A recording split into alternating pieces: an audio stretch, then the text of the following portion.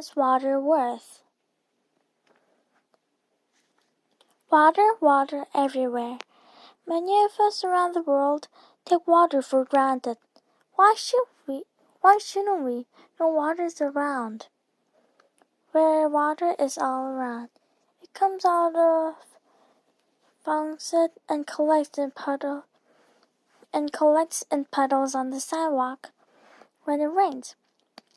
Lakes and rivers brim with water. We buy water in bottles and slurp it from drinking fountains.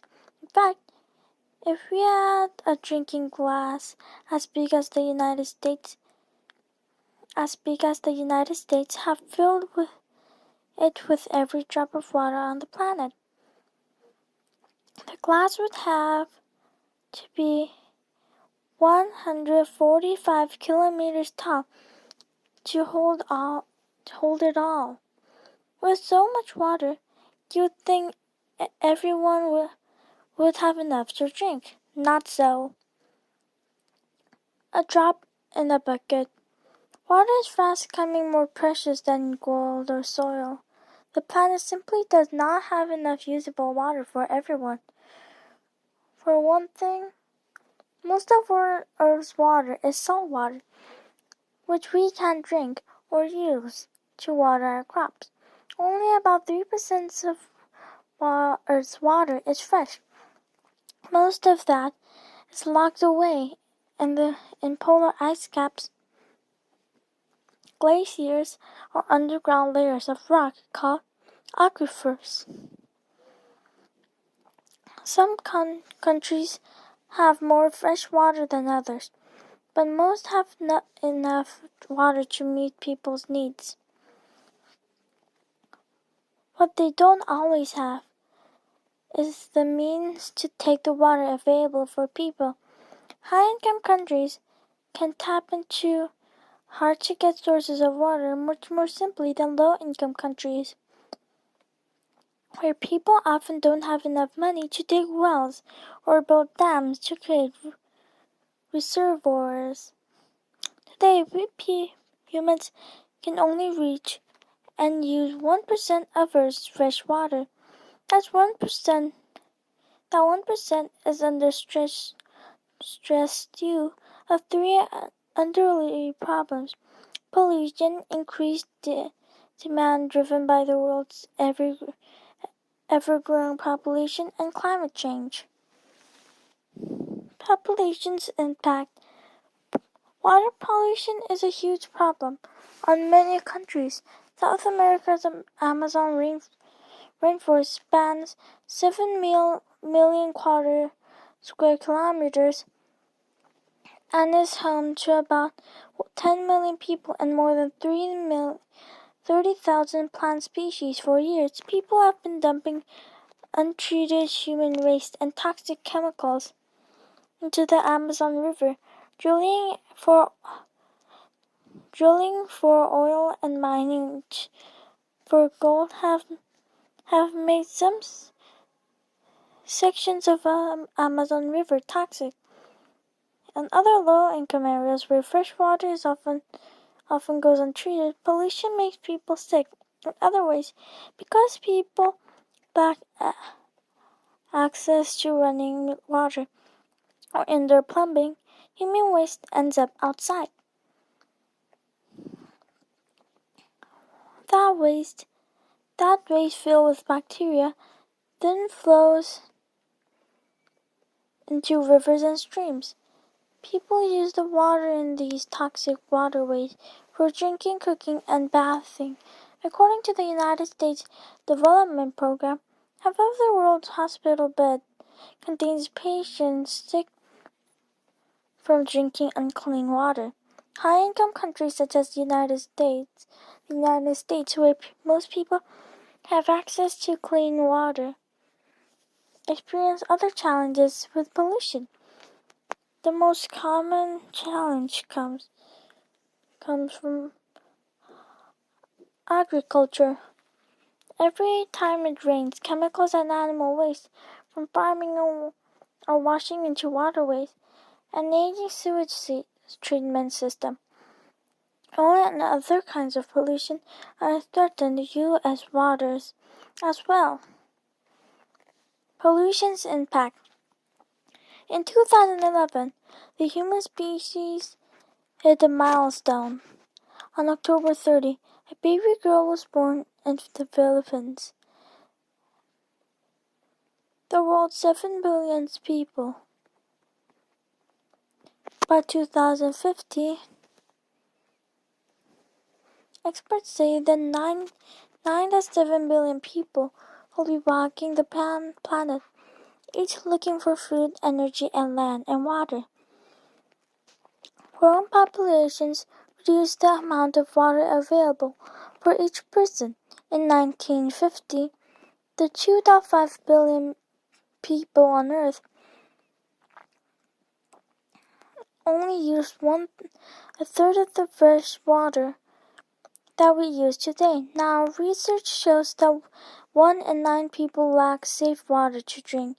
Many live on less than 8 liters a day. By 2050, more than half of the world's people will be living in areas where water is scarce. High-income countries are far less likely to face polluted drinking waters than low-income countries, but some face surging problems. This can lead to water shortages, in part because people in high-income countries use more water.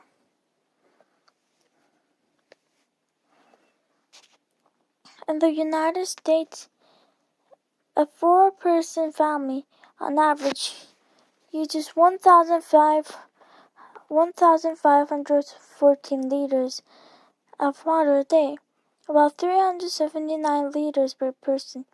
This level of use could last if only a few people were using the water. Instead, more and more people rely on limited water sources. For example, Los Angeles country's population is expected to reach 13 million by 2050, yet the area can only support 1 million people on its own water. Instead, Los Angeles and many other cities in the western United States pull their water from distant rivers, and that river water is running out, owing to growing populations and to climate change. The impact of climate change. Climate change is already affecting people around the world by producing extreme weather conditions such as storms and floods. Yet the threat that climate change presents to the global water supply may be the worst threat of all. Scientists predict by 2050 more than 5 million people may face severe water shortages as a result of climate change. Climate change results from too much carbon dioxide and other greenhouse gases in the atmosphere. These gases produced in large part by burning of fossil fuels, trap the sun's heat close to the Earth's surface, much like a greenhouse. The result is an overall increase in the Earth's temperature that's warming in turn leads to climate change. The warmer temperatures disrupt the water cycle, which is delicate balance between evaporation and precipitation.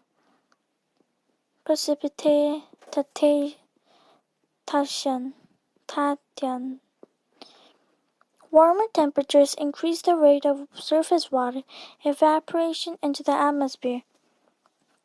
That, in turn, affects different parts of the world in different ways. Increased evaporation may dry out some areas while producing droughts in some areas. A drought is a long period of lower than normal precipitation that results into a shortage of water. Regions of the highest risk of drought include the Mediterranean, and the Middle East. In the United States, more scientists say that climate change is responsible for the extreme drought in the Southwest and California. The drought in the Southwest has been causing problems in the region since 1999. The water level of the Lake Mead, on border between Nevada and Arizona, has plummeted.